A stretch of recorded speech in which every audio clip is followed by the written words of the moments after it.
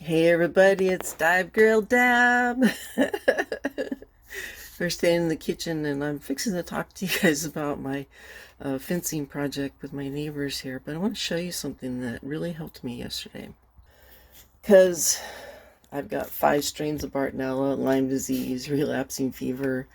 Um, I got 12 big pathogens and more than a dozen genetic mutations, including MTHFR and all the bad ones. So I'm a perfect tornado, bad storm of Lyme, congenitally patient. I think I'm third generation Lyme in my family. Anyhow, so do you ever get like after you do an exercise, your muscles just like seize up? Okay, if I'm put on some cowboy boots and walk in them on concrete or asphalt for like 2 hours, my entire legs will just turn to stone. And it takes like hot baths and massage and all kinds of stuff. They're very painful, but I've learned something that helps. So magnesium is something that our pathogens love to consume, and I found that this magnesium chloride is really very very helpful. It is helping me to like overcome that feeling. And I call it walking rigor mortis. Walking rigor mortis, because your body feels like it's turning into stone. That's exactly what it feels like. But yeah, when you get that feeling, you'll know exactly what I mean, because you feel like you're almost more dead than alive. But I call it walking rigor mortis.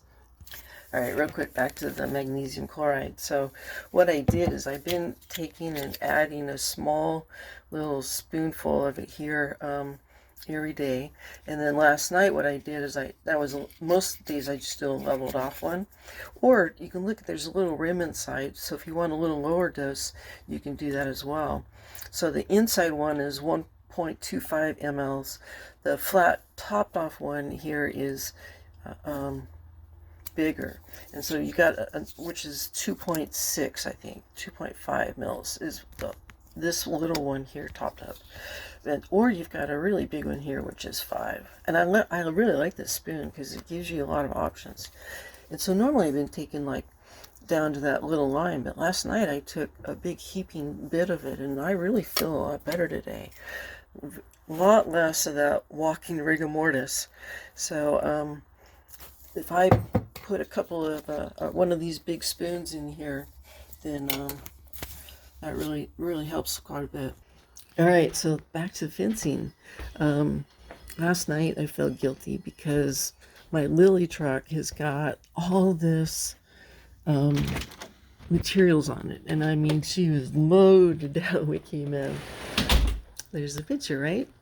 So I was feeling bad. I wanted to get some weight off, and last night, it's been pretty warm during the day, like in the early 80s, it'll say, which is a little bit more than I want to be doing like heavy labor in. So it cooled off about 7:30 last night, 8 o'clock, and started to get kind of dusky. And I don't like to go out at that time because that's mosquito time. But it was cool. Then we have storms coming in, so it was kind of suppressing the mosquitoes too. So I went out and worked, and I got the truck cleared out. So I had a row across here of 8-foot fence pickets, and then I had on top of it 6-foot pickets going that way, and I got those pickets all pulled off. These are our 8-foot long 4x4 posts that we'll use, and then there's still some 2x4 pressure treated rails, of course, that we'll use, and a lot of concrete, and that's what's got her squatting too. And it's back after the axle, so it's kind of creating the leverage onto the truck. But I got the lumber off last night. The neighbors helped me get, they did this pile of lumber, but this stuff is all what I took off last night. And I set up this sawhorse over here, and Shelly and Kevin helped move a lot of these boards out. I added more to the pile, and then I brought out these 4x4s that are, I think these are 10 feet long because we're going to use them for the 8-foot fencing. Yeah, just like that. So we'll have 2 feet at the end there, which will be underground and concrete, and we've got a nice 8-foot board over top. If you see, there's a board over there, and over here there's another board. So that was where I was showing the area that I wanted to put that privacy fence. So these 10-foot posts will get mounted in there, and then the rest will be 6 foot on both sides. And I've got an interesting bit to work on over here on the grape, because you can see that grapevine over there has gotten really big. I mean, that's like 20 something years old, and it goes over the fence there to the neighbors, and then it runs down that fence line, and then her little duck enclosures back there, and that gives them shade. So we're going to leave that, but I think what I'm going to do is put a post right under it, and then do a trough, you know, like a board here and a board there with a good size opening, so that it'll self-clean out and water won't hold up, but we can get leaves and water come out. And then we'll put it on its own post and support it, and that way she can keep it. And I also took and combined the babies, trying to make my life easier, is just put everybody together. And so now the babies, which of course includes the turkey, are out with the adult hens. They're learning the new terrain. So this is good because everybody's adjusting quite nicely. I'm going to have to kick them out over this way. I think what I'm going to do is actually put them in the greenhouse. And they have access to the greenhouse now, so they can learn it. It's got lots of cover, and there's plenty for them to munch on. But it's really well fenced, and it's got a tight gate. So I think I'll just move one of these water buckets in there, and we'll put the babies in that enclosure while we're building fence. Yay! So yeah, I went out last night and moved fencing materials, and I don't feel too... I did take a hot bath afterwards and get cleaned up and soaked a little bit, just in hot water. No magnesium in the water. Magnesium's inside of me instead of the water, so I think it works better there. So anyway, yeah, I got a lot of the truck unloaded last night, which is great. And today I've got to fix all the tires on things. But I'm still so stoked we're going to get all new fencing. And the next thing we're going to do is just cut down all this fencing. And then I'm going to take this old fence, it's going to go away. I've got some new, the 2x4 welded wire will get replaced. And then I'll put some, I've already got some posts to make a new form out here. So I'll put that in after we get the fencing done. It's going to be so nice to have fresh new fencing between the neighbor and me. And then I'm going to move that fencing out because I want to put the loquat tree back here. My pretty little loquat tree that everybody who comes into my garden are like, Deb, what is that? It's a really cool tree.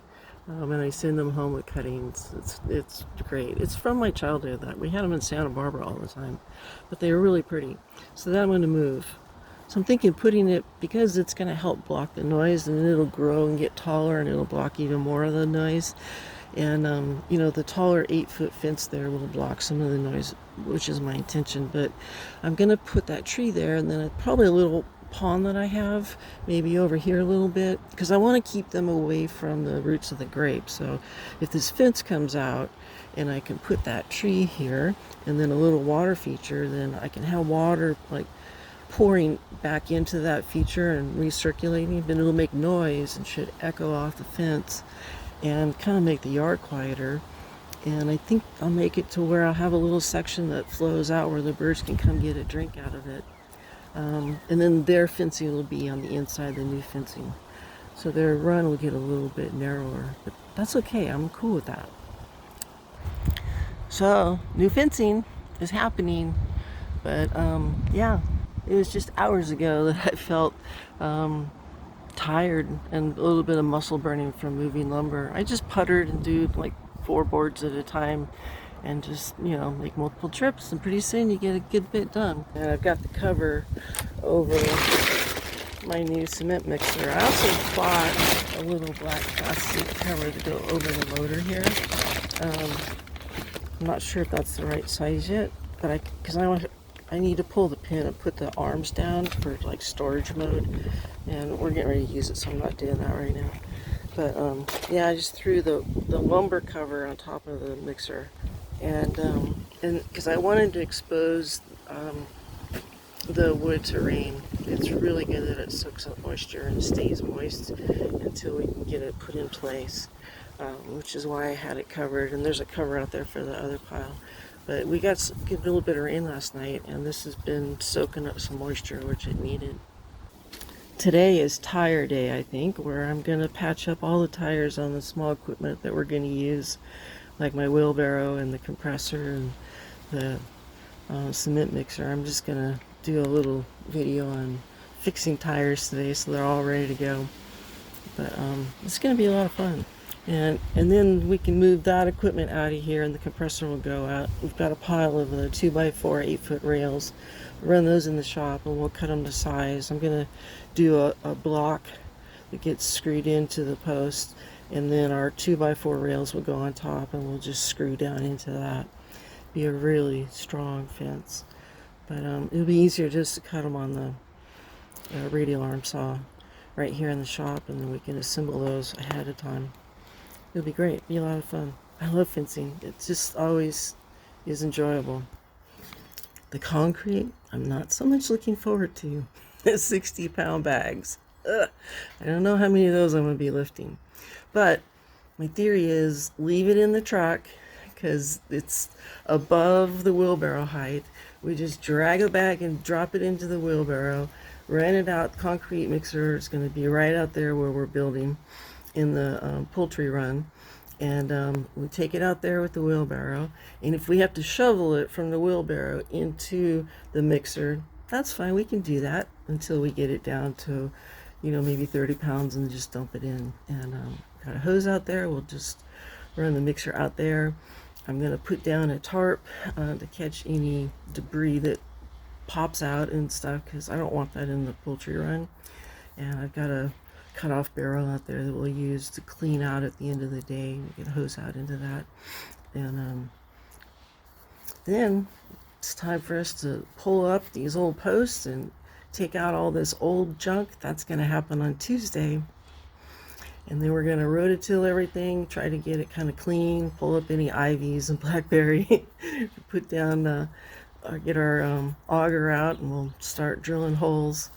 But it will take the farm jack that I have and put a chain around those posts, and we'll just lift them out of the ground. Hit the concrete with a sledgehammer. We'll throw it in a barrel, and we'll use that for kind of a French drain at the bottom of the posts, about the bottom 6 inches, where it'll have some air pockets where water can drain into. And that might give the fence a couple 3 extra life.